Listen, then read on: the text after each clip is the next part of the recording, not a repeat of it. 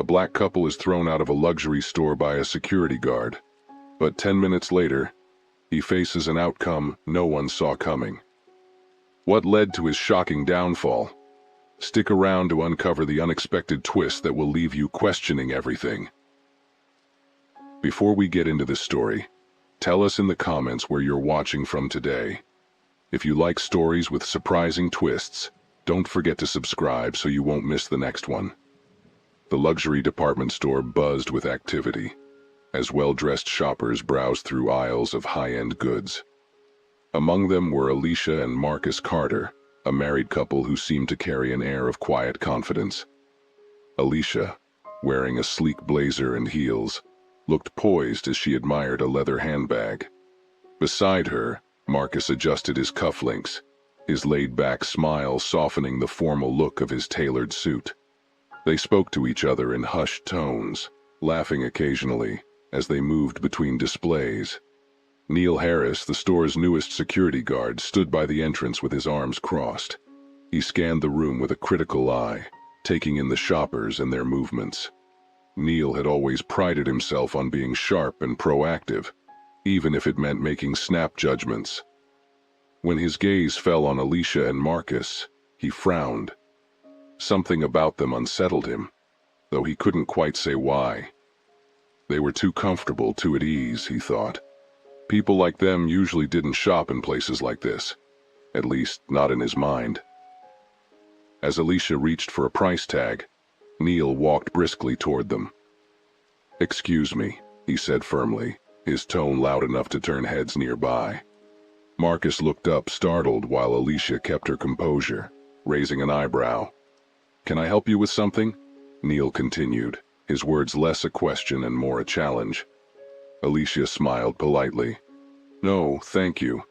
We're just browsing," she replied, her voice steady. Marcus nodded in agreement, stepping closer to his wife as Neil's expression hardened. "This area is for customers only," Neil said, folding his arms. "If you're not planning to make a purchase, I'll have to ask you to leave." For a moment, Marcus froze, his easy smile fading. Alicia's eyes narrowed slightly, but she kept her voice calm. "We are customers," she said, holding Neil's gaze, "and we haven't done anything wrong." Neil smirked. "Look, I don't want any trouble, but people have been watching you. It's better if you just go before we have a problem." Alicia glanced around, noticing the other shoppers now openly staring. Some looked curious. Others whispered behind their hands.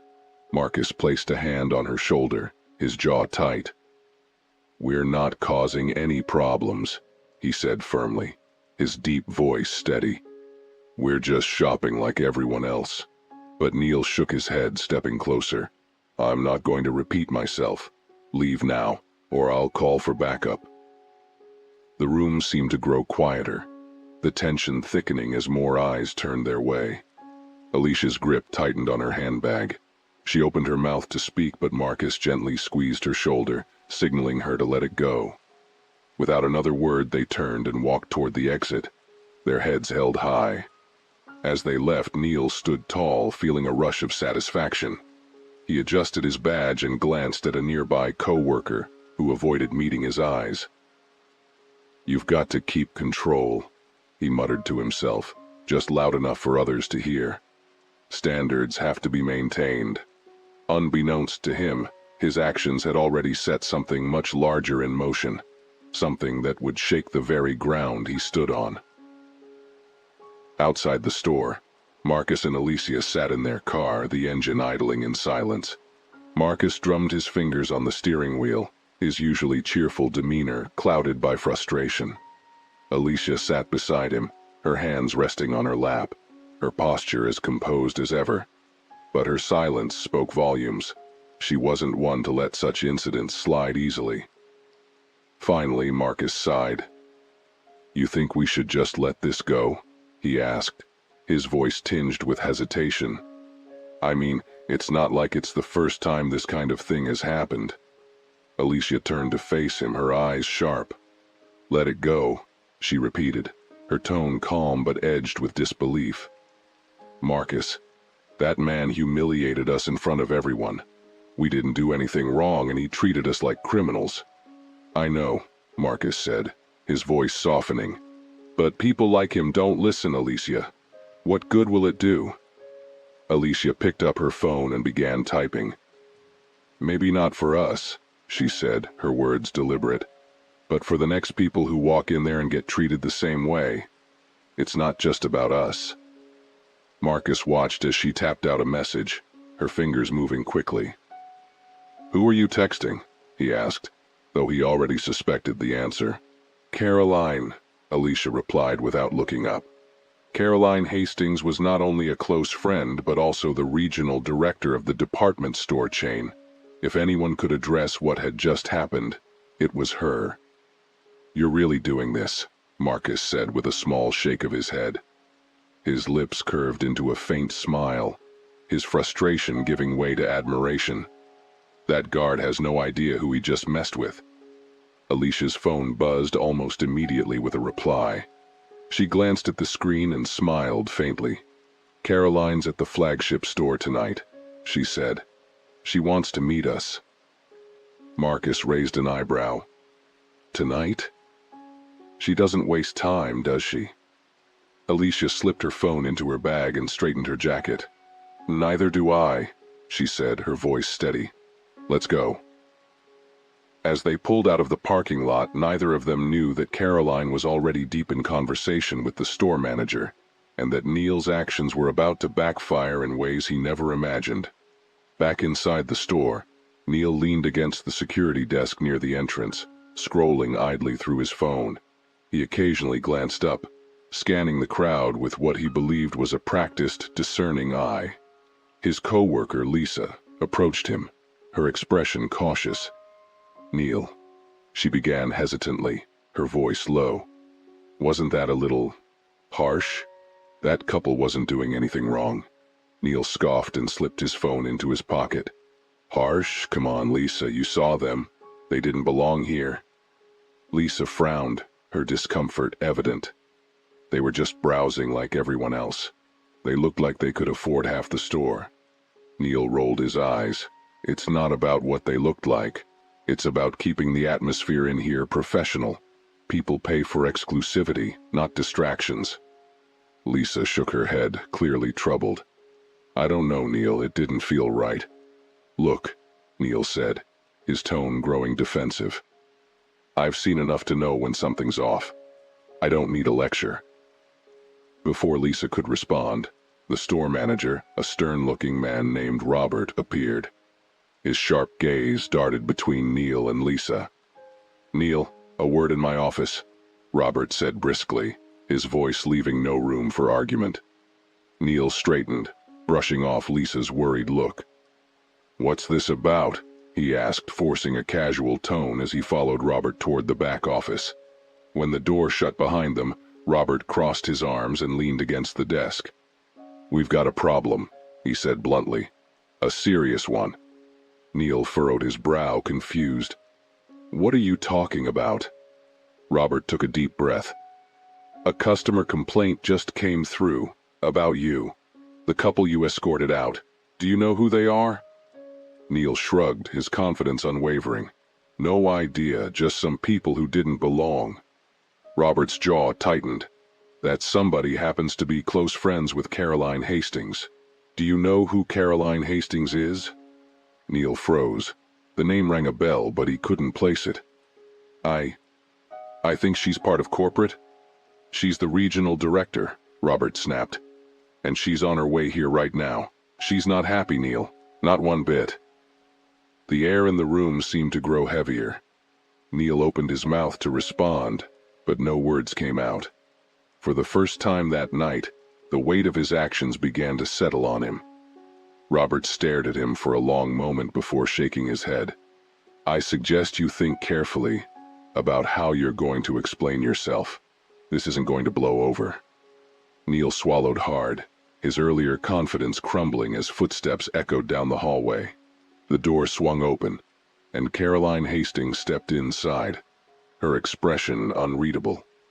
Caroline Hastings entered the office with an air of authority that instantly silenced the room. Her sharp navy blazer and composed demeanor gave no hint of the frustration simmering beneath her calm exterior. She glanced at Robert before fixing her gaze on Neil, who shifted uncomfortably in his seat. "You're Neil Harris, correct?" Caroline asked, her voice even but firm. "Yes, ma'am," Neil replied, his tone far less confident than it had been earlier. He straightened his posture, trying to maintain an air of professionalism, but the sweat beading on his forehead betrayed him. Caroline placed her tablet on the desk, tapping the screen as she spoke. "I've been briefed about the incident involving the couple you removed from the store tonight. I need to hear your side of the story." Neil cleared his throat, buying time to gather his thoughts. "I was just doing my job, ma'am," he began. "The couple seemed out of place. They were acting suspiciously, and I didn't want to risk any disruptions in the store." Caroline raised an eyebrow, her expression remaining neutral. "Out of place?" she repeated, her tone sharpening slightly. "How exactly were they out of place?" Neil hesitated, stumbling over his words. "Well, they weren't really looking like they belonged here. And, they were just lingering too long. It felt off." Caroline's lips pressed into a thin line. "So, let me get this straight. You decided to remove 2 paying customers without evidence or incident because they felt off to you?" Neil nodded, though his confidence was quickly fading. "Yes, ma'am. I was just trying to maintain the store's atmosphere." Caroline's gaze narrowed, her eyes cold now. "And did you stop to consider that you might be basing your assumptions on something other than their behavior? Perhaps something more personal?" Neil's face reddened and he avoided her piercing stare. "No, ma'am. I don't judge people like that." Caroline sighed, picking up her tablet and swiping through its screen. "Unfortunately, the facts tell a different story." She turned the screen toward Neil, showing surveillance footage of the incident. Alicia and Marcus were clearly seen browsing calmly, pointing out items to each other. The only disruption came when Neil approached them, his body language aggressive. Robert shifted uncomfortably behind Caroline. "Neil, this doesn't look good," he said quietly. "It's not just about this one incident," Caroline continued, her voice cutting through the tension like a blade. "We've had other complaints, subtle ones, about how you've interacted with certain customers. Tonight's event, however, was not subtle. It was blatant." Neil's mouth opened, but no words came out. He looked from Caroline to Robert, realizing he had no ground to stand on. The weight of the evidence was too much to deny. Caroline straightened and placed her tablet back on the desk. "I want to make one thing clear," she said, her voice firm and final. "This company does not tolerate discrimination of any kind. You have failed to uphold our values, and there are consequences for that." Neil's heart sank. He had underestimated the gravity of his actions, and now he was about to face the fallout. Before he could muster a defense, Caroline delivered the words that would seal his fate. "You're dismissed from your position, effective immediately," she said, her tone leaving no room for argument. "Clean out your locker and leave the premises. Security will escort you if necessary." The room was deathly silent. Neil stood frozen for a moment, his pride and confidence shattered. He stammered, "But ma'am—" "There's nothing more to discuss," Caroline interrupted sharply. "Your actions were unacceptable and you are no longer welcome here." As Neil stumbled out of the office, his head hung low, Caroline turned to Robert. "We're not done yet. This situation is bigger than one employee. We need to address the systemic issues that allowed this to happen in the first place." Robert nodded, though he looked uneasy. Caroline's words hung in the air like a challenge, one that would require more than a quick fix to resolve. Neil shuffled down the hallway, his uniform feeling heavier with every step. The buzz of the store felt distant, muted by the pounding in his ears. Co-workers glanced his way, some curious, others avoiding his gaze altogether. He tightened his fists, a mixture of embarrassment and frustration swirling within him. The shame of being publicly reprimanded, and now, fired, gnawed at his pride. As Neil approached his locker, Lisa stood nearby, pretending to busy herself with inventory. She couldn't bring herself to look at him, but the tension was palpable. Neil slammed his locker open, the metallic clang echoing down the corridor. Lisa flinched. "Say it," Neil barked, his voice low but laced with anger. "I know you want to." Lisa hesitated, glancing around to make sure no one else was nearby. I warned you, Neil," she said softly, her voice tinged with regret. "You didn't have to treat them like that," Neil scoffed, yanking his belongings out of the locker and shoving them into a duffel bag. "I was doing my job," he snapped. "People don't follow the rules, and they face the consequences. That's how it works." Lisa frowned, crossing her arms. "But they didn't break any rules. You just assumed they didn't belong. And now look where it got you." Neil paused, his hand gripping the locker door. For a brief moment, he considered her words, but the sting of humiliation overpowered any introspection. "Yeah, well, I guess they won," he muttered bitterly. "Good for them." Lisa sighed, her expression softening. "Neil, maybe this is a chance for you to think about why this happened. Not just the firing, everything. If you keep blaming others, nothing's going to change." Neil turned to face her, his jaw tightening. "Save the lecture, Lisa," he said, slinging the duffel bag over his shoulder. "I'm out of here." As he walked away, Lisa watched him with a mixture of pity and disappointment. She had hoped this experience might force Neil to reflect, but it was clear he wasn't ready to face the truth. Meanwhile, back in the office, Caroline was pacing as she discussed next steps with Robert. "We can't just fire him and think the problem is solved," she said firmly. "There's clearly a culture here that allows this behavior to fester." Robert nodded reluctantly. "You're right, but where do we start? We've done diversity training before, but clearly it's not enough." Caroline stopped pacing and placed her hands on the desk. "We need to go deeper. Real training, not just check-the-box sessions. And we need to make it clear to both employees and customers that this is a priority. I'll start by meeting with Alicia and Marcus tonight. They deserve to hear what steps we're taking directly from me." Robert raised an eyebrow. "You're meeting with them?" "Yes," Caroline said firmly. "This isn't just about saving face. It's about rebuilding trust, and not just with them, but with every customer who's ever felt unwelcome in our stores." The determination in Caroline's voice left no room for doubt. Change was coming, and it wouldn't be superficial. What had started as one guard's mistake had become the catalyst for something much bigger. Alicia and Marcus sat in a private lounge within the flagship store, their expressions calm but expectant. Caroline entered the room with a measured stride, her professional demeanor tempered with an air of sincerity.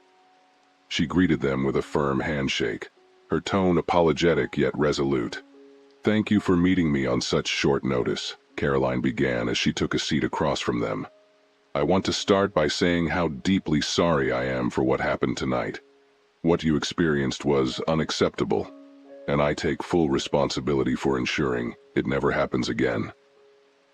Alicia studied Caroline carefully, her sharp eyes searching for any sign of insincerity.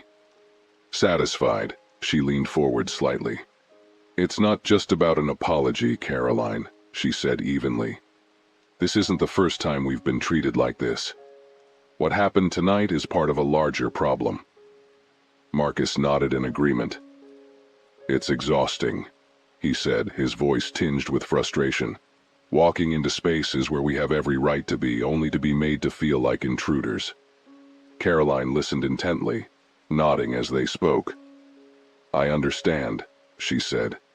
"And you're absolutely right.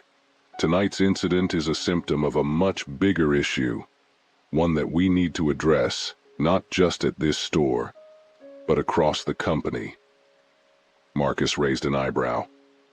"So, what are you planning to do about it?" Caroline reached into her bag and pulled out a folder, placing it on the table. "I've already taken immediate action," she said. "The security guard in question has been terminated, effective immediately. But I know that firing one person doesn't fix systemic problems. That's why I'm launching a comprehensive review of our policies and practices, starting with employee training." She opened the folder, showing them an outline of initiatives. "We're implementing mandatory, in-depth bias training for all employees, from frontline staff to executives. We're also introducing an anonymous reporting system so customers and employees can safely share concerns without fear of retaliation." Alicia studied the documents, her expression thoughtful. "This is a start," she said after a moment. "But training and policies alone won't change attitudes. What's your plan to ensure this isn't just a box-ticking exercise?" Caroline smiled faintly. "I knew you'd ask that," she said. "We're partnering with experts in diversity and inclusion to develop programs that focus on empathy and accountability. It's going to take time, but I'm committed to making meaningful changes." Marcus crossed his arms, his skepticism still evident. "And what about the customers who've already been wronged? People like us who've been made to feel small in your stores?" Caroline nodded, her expression serious. "That's part of the conversation we're having now. I'm grateful you reached out, and I want to work with you both to ensure these changes are effective. If you're willing, I'd like your input as we move forward." Alicia exchanged a glance with Marcus. "We'll hold you to that," she said firmly. "This can't just be about words on paper. It needs to make a real difference." Caroline stood and extended her hand once more. "Agreed," she said. "And I promise this isn't the end of the conversation. It's just the beginning." As Caroline left the room, Alicia and Marcus sat quietly for a moment. "Do you think she means it?" Marcus asked. Alicia tapped the edge of the folder thoughtfully. "She might," she said. "But it's up to us to make sure she follows through." Outside, Caroline walked briskly back to her office, her mind racing with the enormity of the task ahead. This wasn't just about salvaging a brand. It was about creating a culture that lived up to its promises. And she was determined to get it right. Neil sat alone in the dim light of his small apartment, the reality of his termination finally sinking in. The duffel bag he'd packed from his locker sat untouched on the floor, and his uniform shirt lay crumpled on the couch. He stared blankly at his phone, the screen showing a barrage of missed calls and texts from friends and family. Most were curious or concerned, but Neil couldn't bring himself to answer any of them. His thoughts raced as he replayed the events of the evening. For the first time, doubt crept into his mind. Had he overstepped? Was it really as bad as everyone made it out to be? He reached for the remote and turned on the TV, hoping to distract himself, but instead, he was met with a local news segment reporting on the incident. The headline blared, "Luxury store faces backlash after alleged discrimination." Neil's stomach dropped as he watched the story unfold. The news anchor recounted the altercation, describing the couple as well-respected professionals, and the store's actions as shocking and unacceptable. A blurred photo of Alicia and Marcus leaving the store appeared on the screen, along with statements from witnesses who called the incident disgraceful. Neil's face flushed with anger and embarrassment. He quickly turned off the TV, but the words lingered in his mind. Disgraceful, unacceptable. The weight of those judgments pressed down on him, and for the first time he began to question his actions. He leaned back on the couch, staring at the ceiling. "It wasn't that bad," he muttered, trying to convince himself. "I was just doing my job." But the memory of Caroline's words, her unflinching declaration that his behavior had crossed a line, kept replaying in his head. Unable to sit still, Neil grabbed his phone and scrolled through social media. To his dismay, posts about the incident were already trending. Some users shared their outrage at the couple's treatment, while others speculated about systemic issues within the store's culture. One comment struck him like a punch to the gut. "This isn't about one bad employee. It's about an entire mindset. Neil tossed his phone aside, frustration bubbling over. He wanted to dismiss it all, to blame the couple, the store, anyone but himself. But deep down, he felt the first twinges of something unfamiliar: guilt.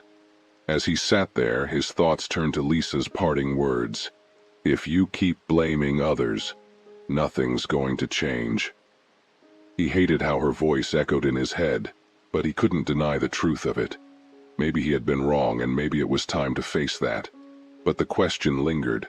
What was he supposed to do now? With his career in shambles and his reputation tarnished, Neil found himself at a crossroads, unsure of how to move forward. For the first time in years, he felt utterly lost. Back at the store, Caroline gathered her leadership team in the conference room for an emergency meeting. The weight of the night's events hung heavy in the air, as the team settled into their seats, exchanging nervous glances. The incident with Neil had quickly spiraled into a public relations crisis, and Caroline knew they couldn't afford to handle it poorly. She stood at the head of the table, her presence commanding attention. "Let me be clear," she began, her voice steady but firm. "What happened tonight is unacceptable, not just because it made headlines, but because it goes against everything we claim to stand for as a company. This is bigger than one guard's actions." A junior manager hesitantly raised his hand. "Caroline, firing Neil was the right call, but do you really think this is going to blow over? The media's running with it." Caroline nodded, acknowledging the concern. "I'm not interested in making this blow over. I'm interested in fixing what's broken, and make no mistake, this is systemic. We've ignored the signs for too long, complaints brushed aside, shallow training sessions, a lack of accountability. It stops now." Another manager spoke up, her voice filled with uncertainty. "Where do we even start? This feels so big." Caroline took a deep breath, pulling out a stack of papers from her folder. "We start with honesty and transparency. Tomorrow morning we release a public statement acknowledging what happened.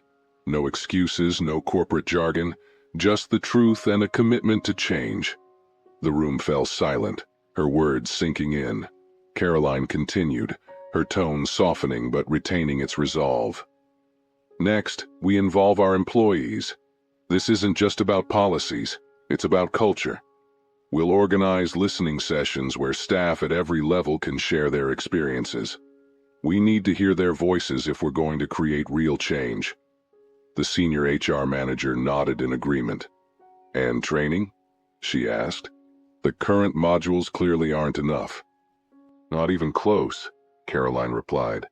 "We'll overhaul them completely. I've already reached out to specialists in bias and inclusivity training. This isn't going to be a one-off session. It will be ongoing, with measurable outcomes. Everyone, managers, staff, and yes, even corporate, will participate." Robert, who had been quiet until now, finally spoke. "What about the public? How do we convince customers that we're serious about this?" Caroline turned to him, her gaze steady. "By showing them. Words won't be enough. We need to rebuild trust, and that starts with action. I'm inviting Alicia and Marcus to collaborate with us on these initiatives. Their perspective is invaluable, and their willingness to engage could help shape the path forward." A murmur of surprise rippled through the room. Involving the couple directly was a bold move, but it aligned with Caroline's no-nonsense approach. She could feel the unease from some of the team members, but she pressed on. "This is going to be hard," she admitted. "It's going to take time, effort, and resources. But if we don't do this now, we'll keep repeating the same mistakes. That's not an option." As the meeting concluded, Caroline stayed behind, gazing out the window at the empty streets below. The enormity of the task ahead weighed on her, but so did a growing sense of determination. This wasn't just about salvaging the company's reputation. It was about setting a new standard, one that wouldn't allow prejudice to fester under the guise of professionalism. Tomorrow, the real work would begin. The next morning, the department store's social media accounts released a carefully crafted statement. Written under Caroline's watchful eye, It struck a balance between accountability and a promise for change. We deeply regret the incident that occurred in our store yesterday evening. The actions taken by our former employee do not reflect the values we stand for. We acknowledge the pain this caused to the individuals involved and to our broader community.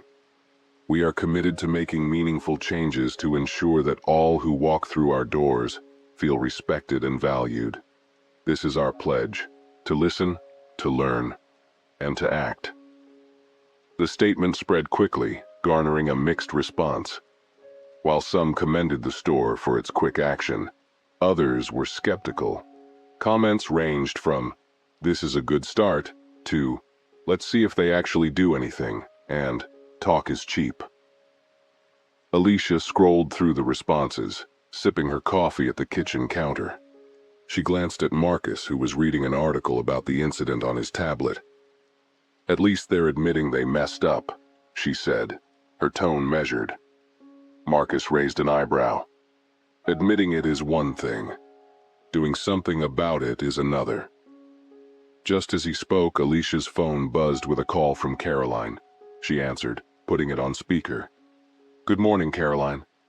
"Good morning, Alicia, Marcus," Caroline said, her voice steady but with a tinge of exhaustion. "I wanted to personally thank you for giving us the opportunity to address this.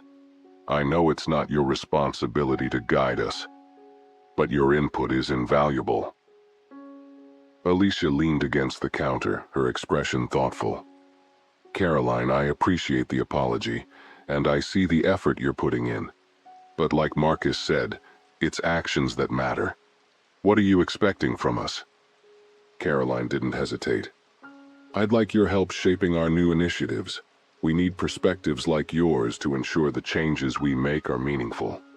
This includes consulting on our new training programs and joining a panel discussion for employees about the impact of discrimination." Marcus set his tablet down, giving the phone his full attention. "You're asking us to take a seat at your table?" "Yes," Caroline said. "We can't do this alone, and I won't pretend we can. Your involvement would mean a lot, not just to us, but to the employees who need to hear stories like yours." There was a pause as Alicia and Marcus exchanged a glance. Finally, Alicia spoke. "We'll consider it, but only if we see genuine progress. We're not here to be a PR move, Caroline." Caroline's voice softened. "I wouldn't ask if I didn't mean it. I understand your hesitation, but I promise this isn't about optics. It's about building something better." After the call ended, Marcus leaned back in his chair, his expression contemplative. "What do you think?" Alicia looked out the window, her brow furrowed. "I think if we don't help, nothing changes. But I also think it's a lot of responsibility." Marcus nodded. "If we do this, we hold them accountable. No shortcuts." Alicia smiled faintly. "Agreed. Let's see what they're really willing to do." Meanwhile, at the store, Caroline gathered her team for a follow-up meeting. The public response had sparked debates among employees, with some defending Neil's actions while others supported the company's commitment to change. Caroline knew the coming weeks would be crucial in setting the tone for the store's future. "This isn't about optics or silencing criticism," she told the team. "It's about creating a culture where incidents like this don't happen again. And that starts with each of us." The first steps were in motion, but Caroline knew the hardest part was still ahead: winning back trust, both from her employees and the public. The store's break room buzzed with muted conversations as employees trickled in for a scheduled meeting. It wasn't a typical staff gathering. The announcement of new inclusivity measures and the fallout from the recent incident had sparked a mix of curiosity and tension. Some employees exchanged cautious glances, while others whispered about whether they'd have to sit through another boring seminar. Lisa sat quietly at one of the tables, her arms crossed as she observed the room. She noticed some of Neil's former allies, employees who often joked along with him, sitting in a corner, their expressions wary. Across the room, a younger employee whispered to a coworker, "Do you think they're going to make us do role-playing exercises again? Last time that was just awkward." The chatter quieted when Carolyn entered, her confident steps commanding attention. She stood at the front of the room, flanked by two trainers she'd brought in to lead the discussion. Behind them, a screen displayed the words, "Moving forward, building a culture of respect." "Thank you all for being here," Caroline began, her tone steady but approachable. "I know there's been a lot of uncertainty and tension in the air, and I want to address it head on." She paused, scanning the room. "What happened last week was unacceptable. We failed our customers and ourselves, and while the actions of one employee were the immediate cause, we need to acknowledge that this incident didn't happen in isolation. It's a symptom of a larger issue, a culture that hasn't prioritized inclusion as much as it should."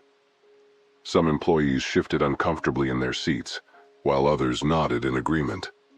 Lisa leaned forward, her attention sharpening.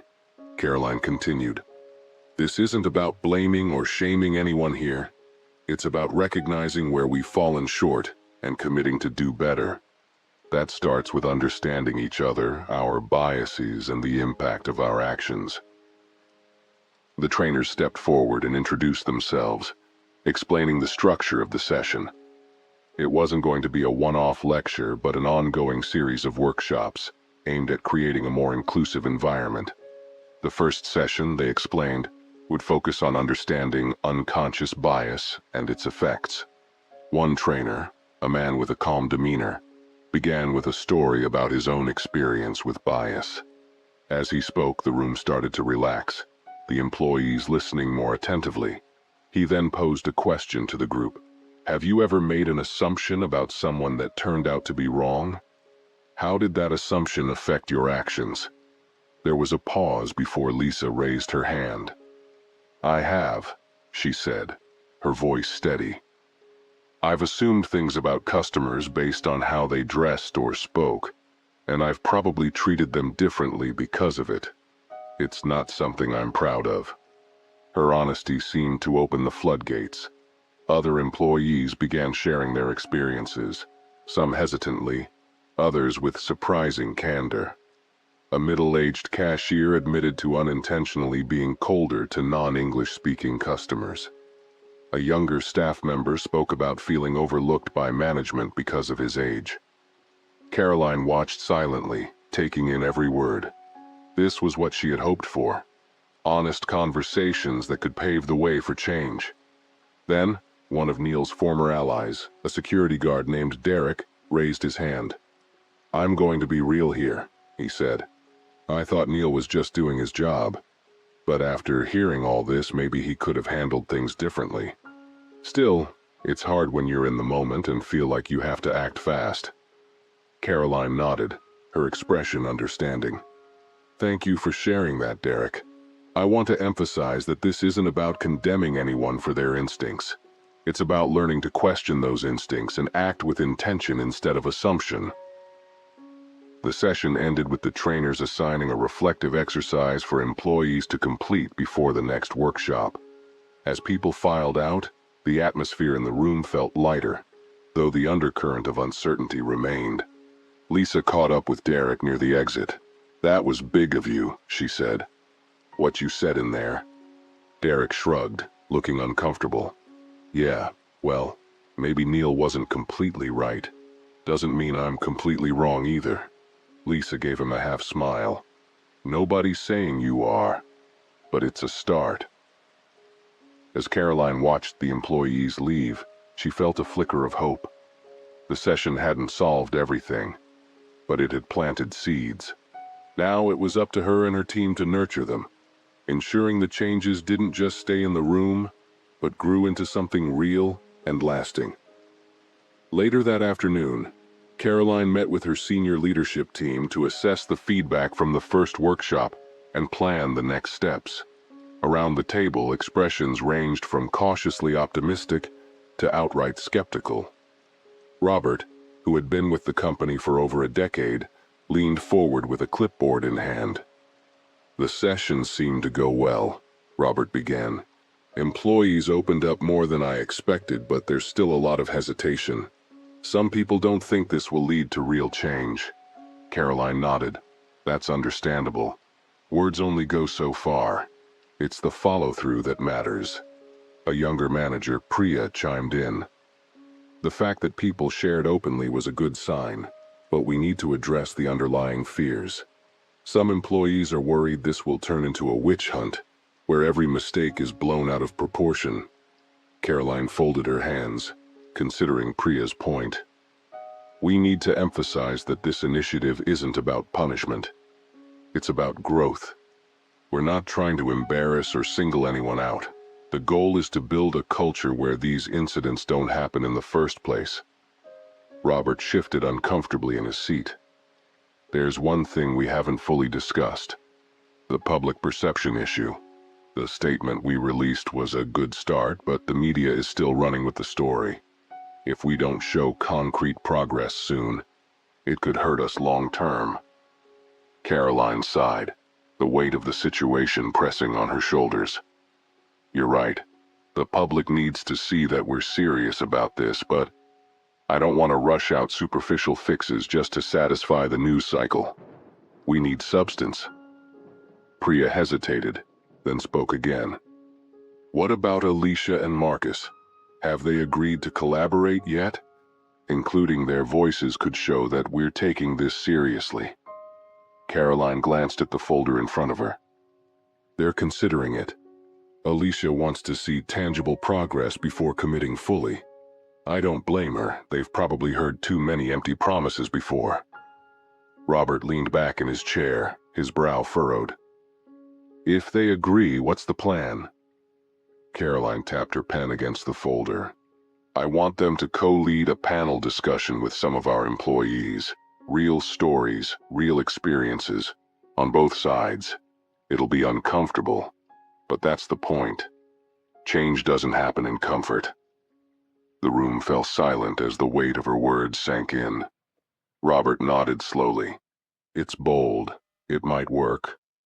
Caroline stood, signaling the end of the meeting. We don't have time to second-guess boldness.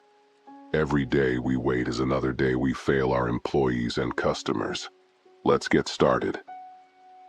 That evening, Marcus and Alicia sat in their living room, reviewing an email from Caroline outlining the proposed panel discussion. Marcus frowned, setting his laptop aside. She's asking a lot, he said. Sharing our story in front of their employees. That's personal. Alicia glanced at him, her face thoughtful. It is, she admitted. But isn't that the point? If we want them to understand, we have to make it personal. Marcus leaned back, crossing his arms. What if it backfires? What if they twist our words or it turns into a PR stunt? Alicia reached for his hand, her voice soft but firm. If we don't speak up, someone else will go through what we did, and maybe they won't have the same chance to push for change. Marcus sighed, his resistance fading. You always know how to guilt me into doing the right thing, he said with a faint smile. It's not guilt, Alicia replied, squeezing his hand. It's hope. Marcus nodded. All right, let's do it. But if it turns into a circus, I'm walking out. Deal, Alicia said with a small laugh. As she hit reply on the email, a renewed sense of purpose settled over them both. This wasn't just about setting things right for themselves. It was about shaping a future where moments like theirs wouldn't happen again. The day of the panel discussion arrived quickly. The store's conference hall had been transformed into a professional yet inviting space. Rows of chairs were neatly arranged, a small stage stood at the front, and cameras discreetly positioned at the back signaled that the event was being recorded for internal use. Employees filed in with a mix of curiosity and apprehension, murmuring amongst themselves as they settled into their seats. Caroline stood near the stage, quietly briefing Alicia and Marcus. Both were dressed sharply, exuding their usual grace and poise, though Marcus's crossed arms betrayed his unease. Alicia, ever composed, listened carefully as Caroline outlined the flow of the discussion. Remember, this isn't about pointing fingers, Caroline said, her tone reassuring. It's about sharing experiences and creating understanding. We'll open the floor for questions, but you're not obligated to answer anything that makes you uncomfortable. Marcus raised an eyebrow. You're asking us to bare our souls in front of your staff. Uncomfortable is already baked into the deal. Caroline offered a faint smile. I won't pretend it's easy, but I believe this is how real change starts. As employees settled, Caroline took the stage and introduced the panel discussion. She explained its purpose: to shed light on how bias, whether conscious or unconscious, affects customers, employees, and the company as a whole. Today we have the honor of hearing from Alicia and Marcus Carter, she said. Their courage in sharing their story with us is a gift, and I ask that you listen with open minds and hearts. Alicia leaned into the microphone first. Her voice was calm but carried an undeniable strength. What happened to us that night wasn't new, she began. It was one of many experiences where we were judged, not by who we are, but by what someone assumed about us. She recounted the events at the store, describing how Neil's actions made them feel humiliated and excluded. She chose her words carefully, balancing honesty with restraint, but her emotions were clear. The most painful part wasn't being asked to leave, it was the message behind it. You don't belong here. That's a message we've heard too many times in too many places.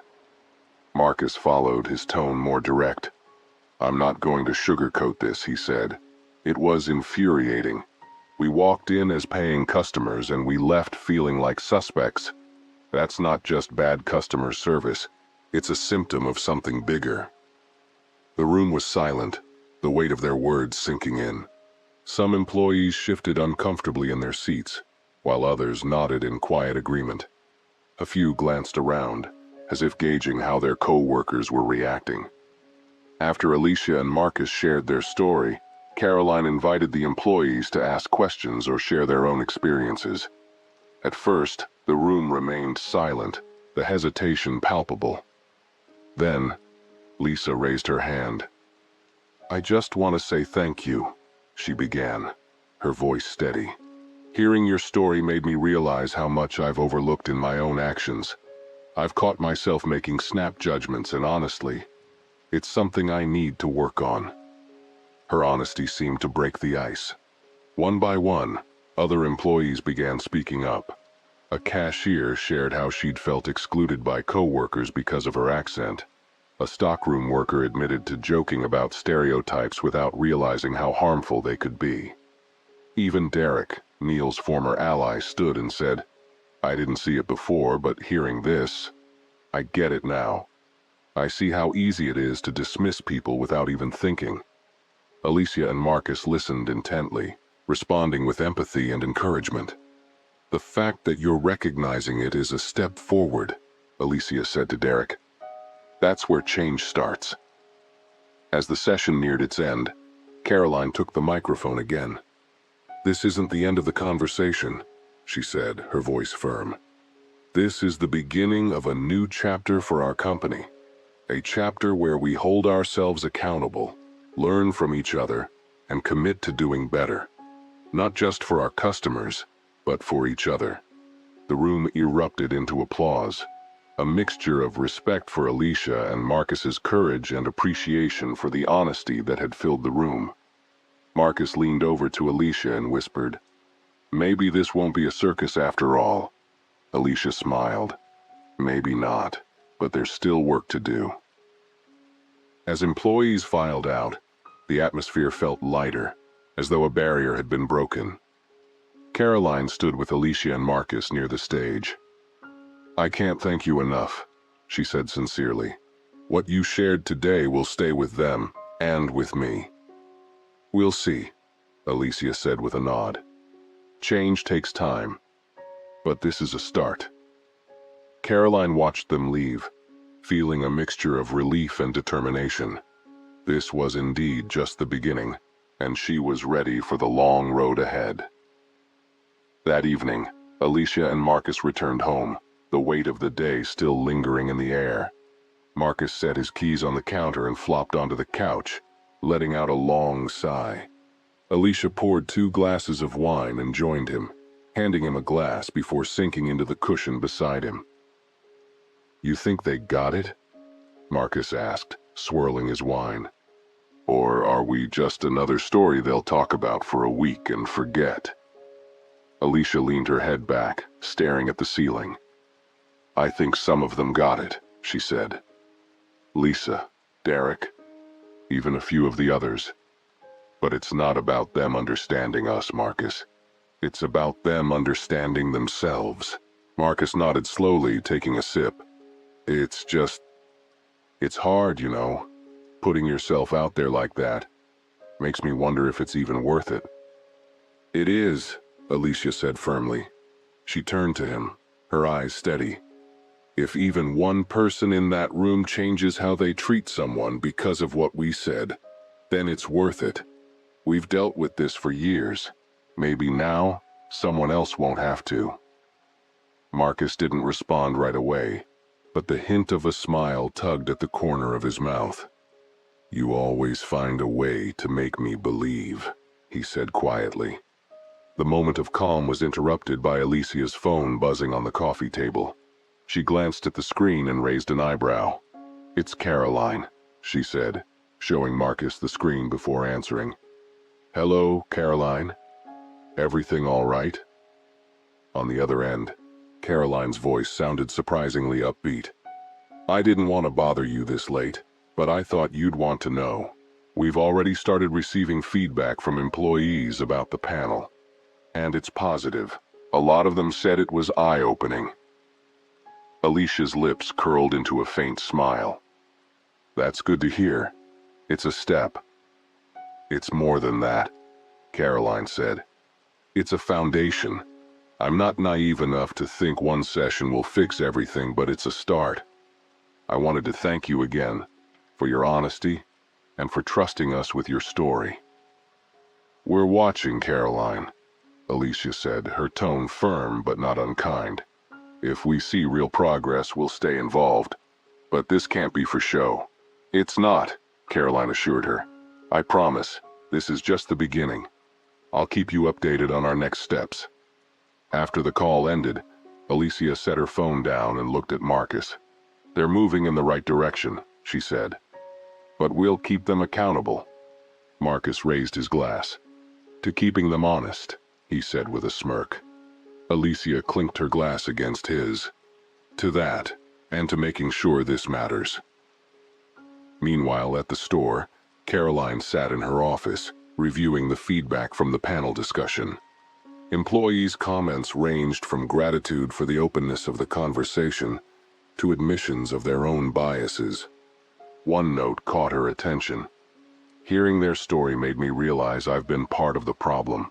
I want to do better, not just for my coworkers, but for our customers too." Caroline leaned back in her chair, feeling a cautious sense of hope. The road ahead was long, but for the first time in a while, she felt like the company was heading in the right direction. She closed her laptop, knowing that tomorrow would bring more challenges, but she was ready to face them. Change wasn't easy, but it was happening. The following week, the department store launched its revamped inclusivity training program, beginning with an all-staff meeting led by Caroline and the diversity consultants. Employees from all departments, including management, sales associates, and security personnel, gathered in the store's auditorium. The atmosphere buzzed with a mix of anticipation and skepticism. Caroline stepped onto the stage, her presence commanding yet approachable. She began by addressing the room. "Thank you all for being here. Today marks the beginning of a new chapter for our company. This is not just another training session. It's a commitment to growth and accountability." A slide appeared on the screen behind her, displaying the words, "Bias is not always visible, but its impact always is." Caroline let the words sink in before continuing. "Each of us carries biases. They might not be intentional, but they shape how we see the world and how we treat others. Our goal is not to shame or blame, but to understand and unlearn these patterns." The lead consultant, a soft-spoken but firm woman named Dr. Emily Harper, took the microphone next. We'll be starting with a series of exercises to help us recognize our unconscious biases, she explained. These won't be easy, but they're necessary if we want to create real change. One of the first exercises involved employees anonymously answering questions about their assumptions. Questions like, have you ever judged someone based on their appearance before learning their story? And, have you ever assumed someone didn't belong based on where they were? Employees used tablets to input their answers, and the data was displayed on a large screen in real time. The responses were eye-opening. Nearly 70% admitted to judging customers based on how they dressed. Over half acknowledged that they had treated coworkers differently based on assumptions about their abilities or backgrounds. The room grew quiet as the weight of these admissions settled over the group. Caroline stepped forward again, her voice calm but firm. This isn't about pointing fingers. It's about being honest, with ourselves and with each other. These numbers show that we have work to do, and it's work I know we're capable of. The session continued with group discussions, where employees were encouraged to share their experiences openly. Some spoke of feeling marginalized by coworkers, while others admitted to unintentionally perpetuating harmful behaviors. The conversations were raw and often uncomfortable, but they marked a turning point in the company's culture. During one discussion, Lisa found herself paired with Derek. So, how are you feeling about all this? She asked, genuinely curious. Derek hesitated before answering. It's a lot to take in, he admitted. I've been thinking a lot about what I said during the panel and how I used to back Neil up without questioning it. I guess I didn't realize how much harm that attitude could cause. Lisa nodded. It's not easy to admit that, but it's a step. I've been reflecting too. I think we've all got room to grow. Derek managed a small smile. Yeah, feels like I'm starting from scratch. But maybe that's what I need. Meanwhile, in a separate breakout group, Robert found himself uncomfortably facing his own role as a manager. A younger employee, Maria, spoke up. I've been with this company for 3 years, but I've felt invisible most of the time. I work hard, but I've been overlooked for opportunities because I don't fit the image of leadership. I want to feel like I belong here. Robert shifted in his seat, realizing that he had been part of the problem without even knowing it. Maria, thank you for saying that, he said after a pause. You're right. I've been so focused on what I thought leadership should look like that I haven't been looking at the talent right in front of me. That's on me, and I'll do better. By the end of the session, the room felt different. The initial skepticism had softened, replaced by a sense of shared accountability. Caroline closed the meeting with a challenge. Change starts with each of us, but it doesn't end there. I encourage you all to take what you've learned today and apply it, not just here at work, but in every aspect of your life. Let's be the example, not the exception. As employees filed out, there was a noticeable shift in the air. For the first time, many of them felt that the changes weren't just surface level. They were the beginning of something real. Caroline stayed behind, watching as her team dismantled the setup. She was exhausted but hopeful. This was the work that mattered, and she was committed to seeing it through. In the weeks following the training, changes began to ripple through the store. Employees who once kept to themselves now interacted with a newfound openness. Conversations about bias and inclusion moved from the training room into casual break room discussions. Some staff members even started holding each other accountable in real time. One afternoon, Lisa overheard a junior cashier, Megan, speaking with a customer who was struggling with limited English. I don't understand what you're saying, Megan said, her tone impatient. Lisa noticed the customer's shoulders slump, their discomfort clear. Stepping forward, Lisa gently placed a hand on Megan's shoulder. Let me help, she said before addressing the customer with a warm smile. Using simple words and hand gestures, she clarified the customer's request and ensured they left satisfied. As the customer walked away, Lisa turned to Megan. "Hey," she said softly, "I know it can be frustrating when there's a language barrier, but remember, they're probably just as frustrated trying to communicate. Patience can go a long way." Megan looked embarrassed but nodded. "You're right," she admitted. "I wasn't thinking. Thanks for stepping in." Moments like these became more common as employees grew more conscious of their actions. Caroline watched the transformation with cautious optimism. She knew the real test wasn't just in employee behavior, but in how customers experienced the changes firsthand. To gauge progress, Caroline implemented a feedback initiative, placing tablets at the store's exits where customers could rate their experience and leave comments. The data trickled in slowly at first, but began to paint a clearer picture as more responses accumulated. One comment caught Caroline's attention. "The staff seemed genuinely attentive today. I noticed more effort in how they interacted with everyone, not just certain customers. It's refreshing to see."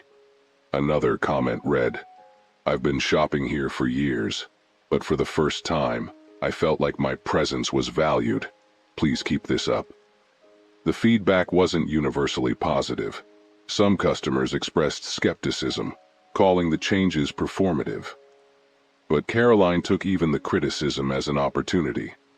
"It's a marathon, not a sprint," she reminded her team during a meeting. "Skepticism is natural. Consistency is how we'll prove we mean it." Meanwhile, Alicia and Marcus remained involved, acting as external advisors to Caroline's initiatives. They met with her regularly to review progress, offering insights and sometimes challenging her approach. At one meeting, Marcus raised a concern. "You've made great strides with your employees, Caroline," he said, "but what about your hiring practices? If your leadership team doesn't reflect the diversity of your customers, how can you truly understand their needs?" Caroline nodded, jotting down notes.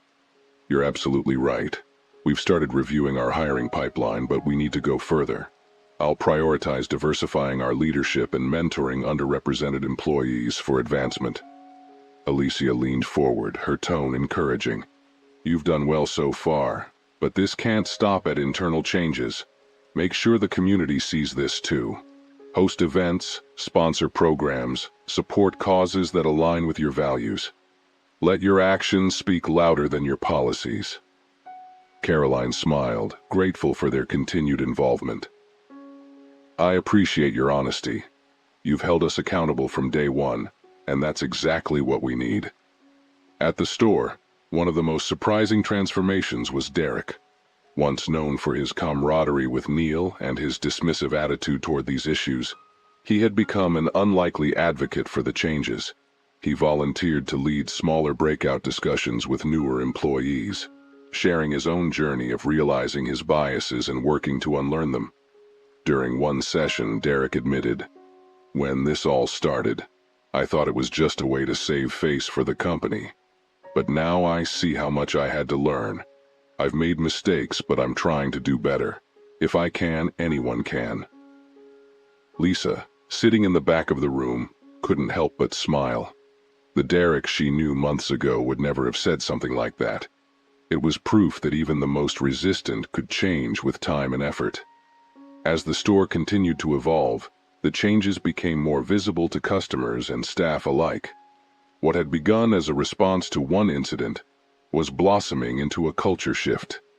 But Caroline, Alicia, Marcus, and the rest of the team knew the journey was far from over. True transformation would take time, patience, and relentless commitment. The store's newfound culture of inclusivity reached a pivotal moment one busy Friday evening. The department was packed with shoppers, and the employees were working at full capacity to manage the flow. Among the crowd was a mother with 2 young children, visibly overwhelmed as she tried to navigate the aisles while holding their hands. Lisa noticed the woman struggling and immediately approached her with a warm smile. "Hi there, Can I help you find something? Or maybe grab a cart for you? She asked, her tone gentle and understanding. The woman hesitated, looking surprised. Oh, thank you, she said, her voice laced with relief. I didn't think anyone noticed. Lisa returned with a cart and stayed nearby, offering assistance as needed. The woman's gratitude was evident, and a nearby customer who witnessed the exchange later left feedback on the store's new system. I saw something remarkable today. Staff going above and beyond to make someone feel welcome. It's clear things are changing here. In another part of the store, Derek faced a different kind of test. An elderly black man approached the jewelry counter, dressed in worn but neat clothing. The man's movements were slow, his cane clicking against the polished floor. Derek noticed the way a few other shoppers glanced at the man, and then quickly looked away, their judgments unspoken but palpable. Without hesitation, Derek stepped forward. Good evening, sir, he said warmly. How can I assist you today? The man looked up, his eyes narrowing slightly, as if bracing for the usual dismissive treatment. I was just looking, he said cautiously, his voice quiet. Derek smiled and nodded. Take your time. If you see anything you'd like to try on, just let me know. I'll be right here. The man's posture softened, and after a few moments he pointed to a sleek silver watch. Derek carefully retrieved it, handling the interaction with the same level of professionalism and courtesy he would offer any customer.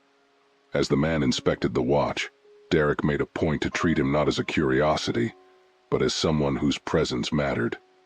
After a short conversation, the man made his purchase. Before leaving, he looked at Derek with a small smile. Thank you, he said quietly. You treated me better than most. Derek felt a lump in his throat but managed a nod. It's my pleasure, sir. Come back any time. As the man left, Lisa, who had observed the interaction from afar, walked up to Derek. That was great, she said with an approving nod. You've come a long way. Derek shrugged, but there was a hint of pride in his expression. Just doing what I should have been doing all along. Meanwhile, Caroline reviewed the week's customer feedback, a smile growing on her face as she read one comment after another. Words like respectful, welcoming, and attentive were starting to replace the criticisms that had once dominated their reviews. Even employees were chiming in through internal channels, sharing their gratitude for the cultural shift and how it was improving their work environment. A message from a junior employee stood out to Caroline. For the first time, I feel like I'm part of something bigger than just a job. Thank you for making me proud to work here. Caroline closed her laptop, her chest swelling with pride. She knew the journey wasn't over. There would still be challenges, resistance, and moments of doubt. But moments like these reminded her why the effort was worth it. The store was becoming a place where respect and dignity weren't just policies on paper. They were lived values, day in and day out. The ripples of change were growing stronger, touching everyone in the store and beyond. Months later, the department store's transformation became a case study in how companies could turn moments of failure into catalysts for meaningful change.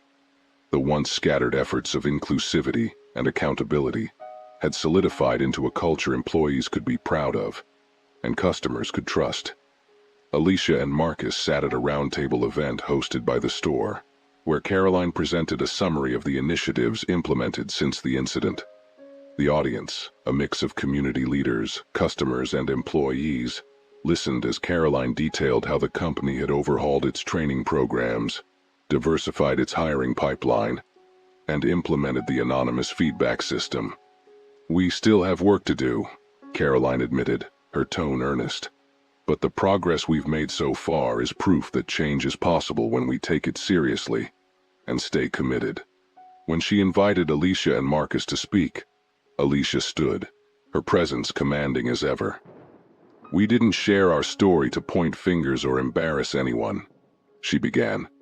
We shared it because we believed it could spark a conversation that this store, and many like it, needed to have. She glanced at Marcus, who nodded for her to continue. We've seen genuine progress, and we commend Caroline and her team for their transparency and dedication. But this isn't the finish line. It's the first step of a journey that never truly ends. Her words earned a standing ovation, the applause echoing through the hall. As Marcus stood to join her, he leaned into the microphone with a small grin. And I have to say, the customer service here is finally living up to the price tags. The audience erupted in laughter, the tension of the moment easing into a shared sense of accomplishment. The night of the event, as the store's lights dimmed and the guests departed, Caroline stood by the doors watching the last few employees leave. Derek walked past, giving her a quick wave. "Good night, boss," he said, his tone light but genuine. "Good night, Derek," Caroline replied, a smile tugging at her lips. She turned to see Lisa and a few other employees chatting animatedly as they left together. Their camaraderie was genuine, something she hadn't often seen before the changes took root. Alicia and Marcus approached her, their coats draped over their arms. "You've done well, Caroline," Alicia said, "but you know we'll be keeping an eye on you." Caroline laughed softly. "I wouldn't expect anything less. Thank you for everything." As they left, Caroline took a moment to reflect. The path hadn't been easy. Mistakes had been made, resistance had been encountered, and not every change had been met with immediate enthusiasm. But seeing the progress, the new culture forming in real time, made every challenge worth it. She locked the doors and walked out into the crisp evening air, feeling a quiet sense of accomplishment. The journey was far from over, but for the first time, she felt confident that they were on the right path. Change wasn't a destination, it was a commitment, and one she was determined to uphold. If you enjoyed this story, give this video a thumbs up, share your thoughts in the comments below, and don't forget to subscribe to the channel for more stories like this. Your support means so much. Thank you for watching.